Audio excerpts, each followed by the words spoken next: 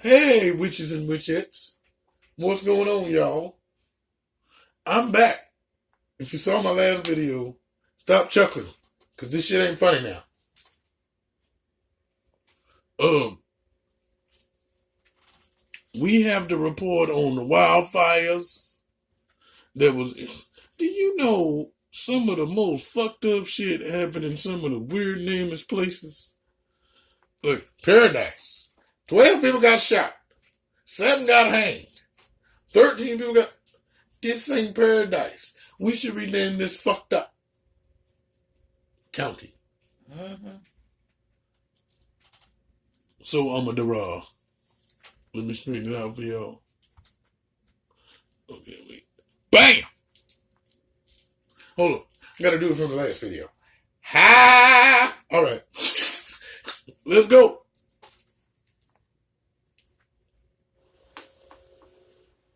A wildfire burning out of control in California wine country forced hundreds of people from their homes overnight. Heavy winds are driving the so-called Kincade Fire near Geyserville in Sonoma County. It has already burned more than 10,000 acres. Jonathan Bigliotti is in Geyserville near the fire lines.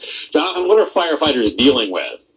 And good morning to you. You can see how the high winds are really whipping up these flames. The embers are flying. At times, it's actually been quite terrifying. We have been here for the past few hours watching this grow. At one point, we were completely surrounded by flames and had to literally drive through them to get to safer ground. The winds here picking up at times to 76 miles per hour, which has made it very difficult for firefighters here with us on the front lines to combat this. At this point, 0% containment. The Kincade Fire, as it's known, started at about 400 acres, quickly grew to 7,000 acres. 300 people had to be evacuated as this fire continues to be battled. PG&E telling us as a precaution, they turned off the power yesterday to prevent these kinds of fires. It's unclear what started this fire. Right now, though, we can tell you as it stands at 0% containment, the concern is structures. This is a rural area. We have heard crying cattle trapped in this fire. The big concern is these flames making it into bigger populations and bigger communities. Back to you. Thank you very much, Jonathan Bigliotti.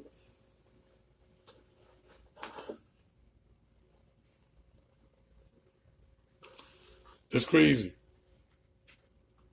Crazy.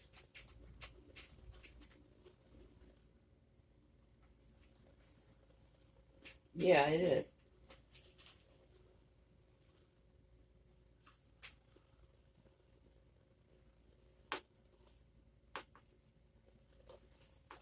Give me a minute. Yeah, and I was thinking, they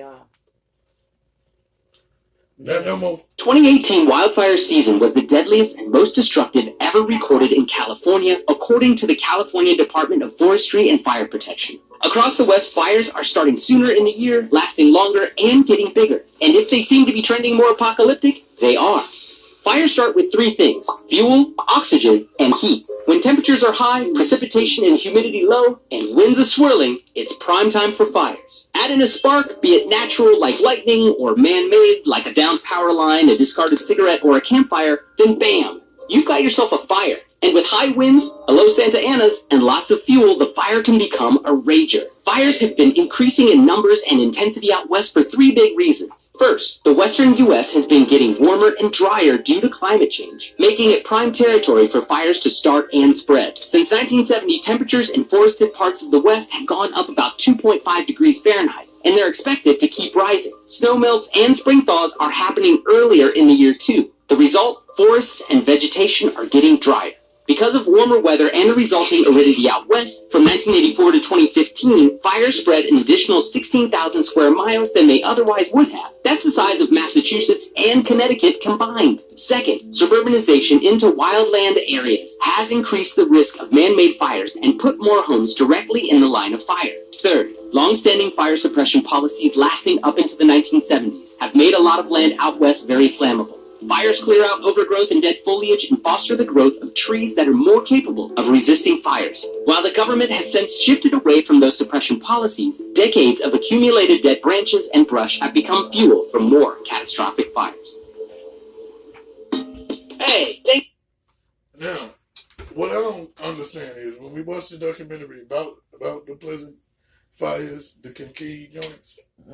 One lady, she left her house, and she left she say too early because she was feeling cowardice because her mother didn't want to leave because of the notifications. They wasn't notified, and then you know the tornado bells, them shits. Like they were saying, at 3 a.m, a lot of people don't know that means get the hell out. And then if you leave too early, right? Well, really, they ain't no too early. I'm not saying you never leave too early. And Actually, she left at a good time because just like they were saying, there were people trying to leave. There were people that were trying to leave that got burnt in their cars. Facts. So she didn't leave too early. Actually, she could have left earlier. She stayed as long as she could, trying to get her mama to go with her. But her mama wouldn't leave. Now, she needed, it would have been nice if she had another sibling. Then they could have just snatched mama and brought mama home. But she's feeling guilty because her mama died and she didn't, but she would have been dead too if she had waited. And it was the choice of her mother. Her mother made that choice. And she was making that choice because they're sitting there waiting, but nobody in paradise even got the evacuation. And they're on Twitter. Yeah, they're gonna put them on Twitter. They put it on Twitter and on phone. Well, older people didn't do it. And about 95%, almost 85% of paradise were elderly people. And 1 in 4 had disabilities. Yeah, so they're not on the phone. They're not using computers.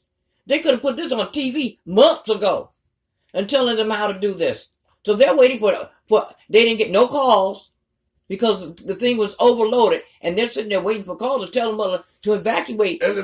And the first evacuation happened 16 minutes after the first ambulance hit, and then she left two because it went by minutes. I don't know why. Why didn't they say hours? But it was 212 minutes, and then she left. And when she left, they were saying that the smoke was already thick. So if that is thick, it's telling you to go somewhere. So they had no kind of no phone calls, nothing on TV, and nothing on the radio. They did everything through the phone and Twitter. And then you got to think about it too. What gets on my nerves is like the I think it was the mayor or something. He was saying they got evacuation plans, right? But nobody has an evacuation plan to move everybody out in a short amount of time to save lives. Right on. And one of the hotshot workers, if you don't know, they're firemen in that area. He just started helping people early. You feel me? He got his family out. But let me give you some tips from Charlotte. Here you go. Tip number 1. Just because you old, keeping up with technology is not a bad thing. No, it's not. You ain't got to have the latest iPhone. You ain't got to have... But if everything go to phones, you at least got to have one. So you can be kept up with what the hell is going on. And old people, or older people, they start getting stuck in their ways and stubborn. If it don't happen this way, it ain't no margin for change. You feel me? Yeah, because I'm not leaving my house. I'm not going to leave my house. Well, then die in it, motherfucker, basically. It is just a house.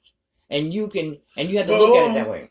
You know, because your mama got her own house. And a lot of people, especially if they old, they done work very hard to get their goddamn house.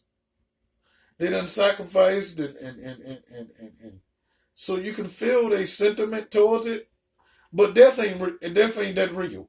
Death ain't that real. Yeah, okay, but see, then the difference also with her, she has this memory loss. So if you tell her to come on, let's go, she'll go with you. Maybe. Yeah, she will. No, but maybe.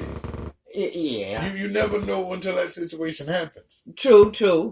Cause think about it like this: she might go with you, but she might resist. You know what I'm saying?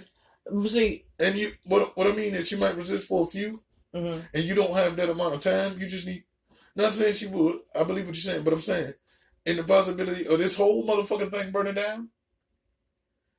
But Yeah. then she might understand it better than the person that would No, but they see, got their memory. the thing is, her house. She has another house that she was in before that. Mhm.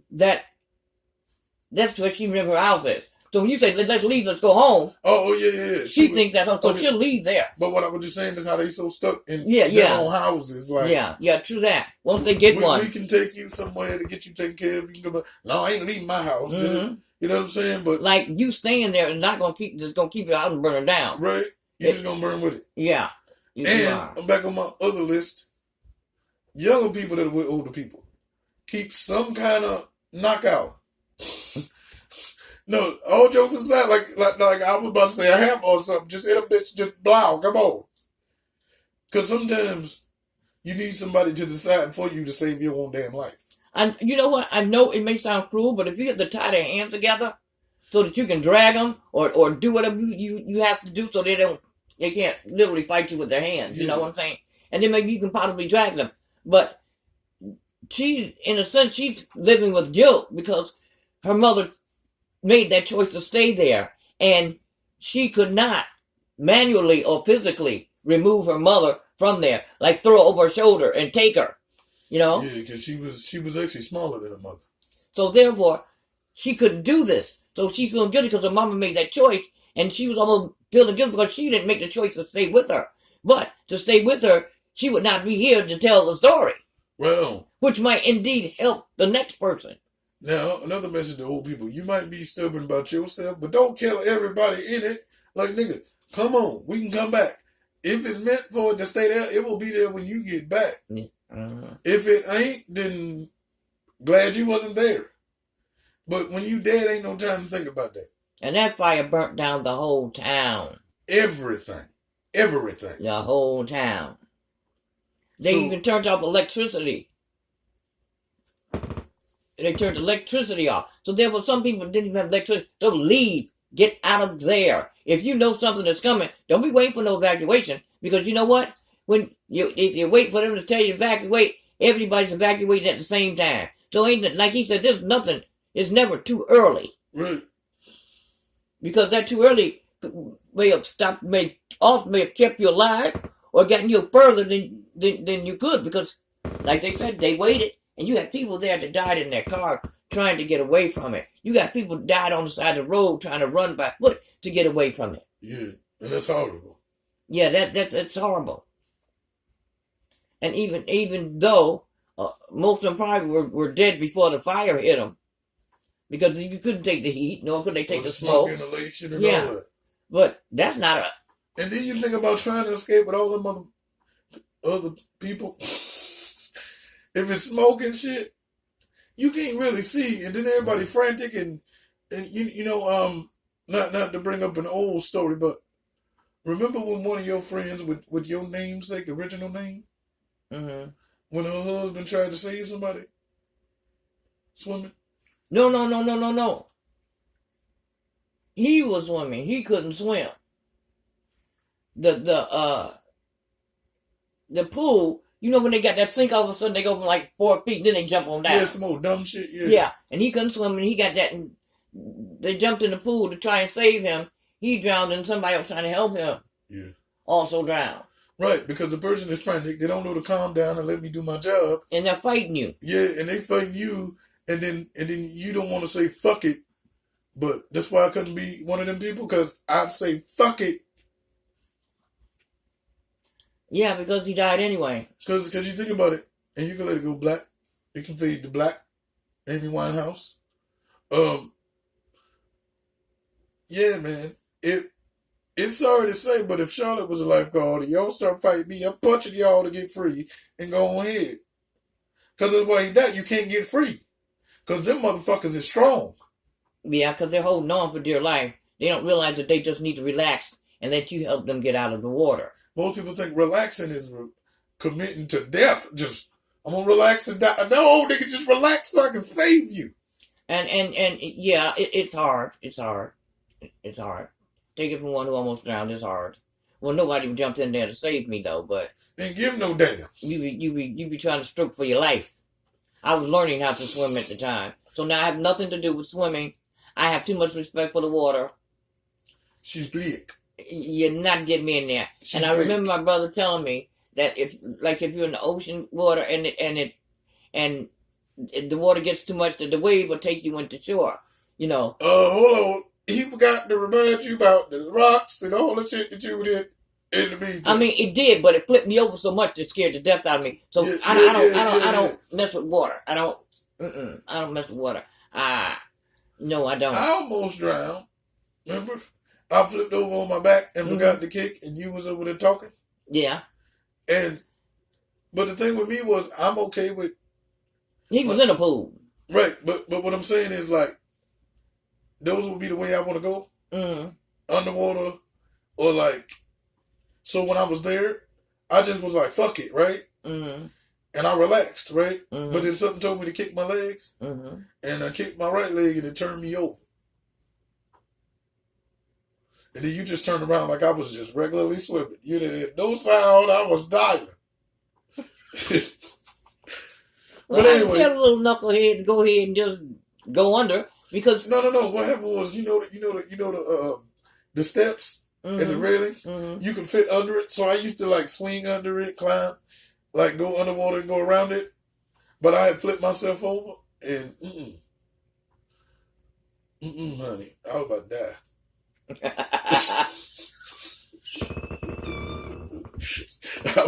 I Knuckle baby. wasn't gonna be here to talk to y'all because I was about to pass. But he wouldn't have passed. That's another story for the video. What you mean I wouldn't have passed? He wouldn't have passed. Okay, so I would have passed out, and then you would have picked me up, lifeless. Did some Mouth-to-mouth resuscitation. right on. I would have got him back. If you had got past, Well, you know what? He fell out, when you're doing the lazy river, where you've been in this big inner tube and you're floating down the river. and we're gonna save this story for the next one because this video is too damn long. Okay, all right, let's get on back to the fire. Yeah, man. Like I said, don't be stubborn and lose your life, man. Your life is too important for material things, And you only got one. right? Some of us got more, namely me, but y'all are not me. And you will not know about it if you do. Unless you're me. But, yeah, man. Rest in peace to those people in paradise. And you know what? And my condolences